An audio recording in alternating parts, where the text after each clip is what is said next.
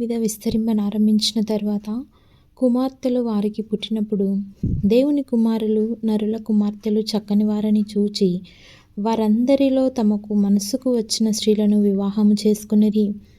అప్పుడు యెహోవా, నా ఆత్మ నరులతో ఎల్లప్పుడూ వాదించదు, వారు తమ అక్రమ విషయములలో నరమాత్రులై ఉన్నారు.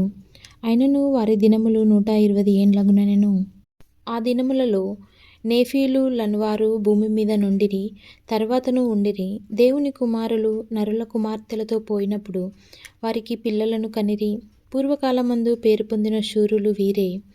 నరుల చెడుతనము భూమి మీద గొప్పదనియు వారి హృదయం యొక్క తలంపులలోని ఊహ అంతయు ఎల్లప్పుడూ కేవలము చెడ్డదనియు యెహోవా చూచి తాను భూమి మీద నరులను చేసినందుకు యెహోవా సంతాపము నొంది తన హృదయములలో నొచ్చుకొనెను.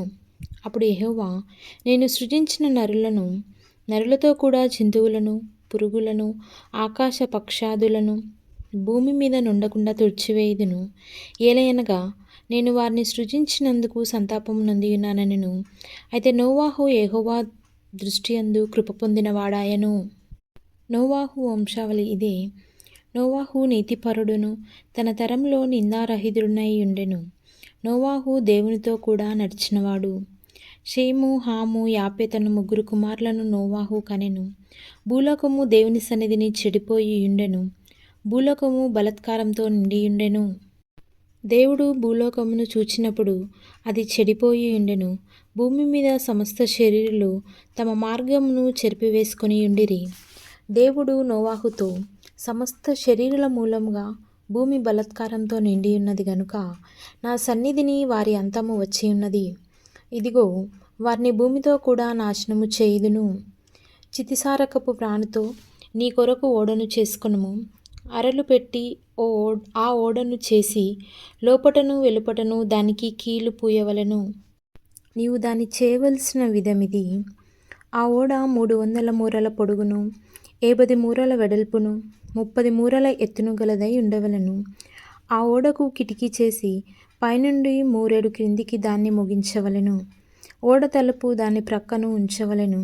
క్రింది అంతస్తు 2వ అంతస్తు 3వ అంతస్తు గలదిగా దాన్ని చేయవలెను. ఇదిగో, నేనే జీవవాయువు గల సమస్త శరీరులను ఆకాశం క్రింద నుండకుండా నాశనము చేయుటకు భూమి మీదికి జల ప్రవాహము రప్పించుచున్నాను. లోకమందున్న సమస్తమును చనిపోవును. అయితే నీతో నా నిబంధన స్థిరపరచుదును. నీవును నీతో కూడా నీ కుమారులను, నీ భార్యయు, నీ కోడండ్రును ఆ ఓడలో ప్రవేశింపవలెను. మరియు నీతో కూడా వాటిని బ్రతికించి యుంచుకొనుటకు సమస్త జీవులలో అనగా సమస్త శరీరుల యొక్క ప్రతి జాతిలోనివి 2 చొప్పున నీవు ఓడలోనికి తేవలెను. వాటిలో మగదియు ఆడుదియు నుండవలెను. నీవు వాటిని బ్రతికించి నుంచుకొనుటకై వాటి జాతుల ప్రకారము పక్షులలోను, వాటి జాతుల ప్రకారము జంతువులలోను, వాటి జాతుల ప్రకారము నేలను ప్రాకు వాటన్నిటిలోను ప్రతి జాతిలో 2 చొప్పున నీ యొద్దకు అవి వచ్చును. మరియు తినుటకు నానా విధములైన ఆహార పదార్థములను కూర్చుకొని నీ దగ్గర ఉంచుకొనుము. అవి నీకును వాటికిని ఆహారమగునని చెప్పెను. నోవాహు అట్లు చేసెను. దేవుడు అతనికి ఆజ్ఞాపించిన ప్రకారము యావత్తూ చేసెను.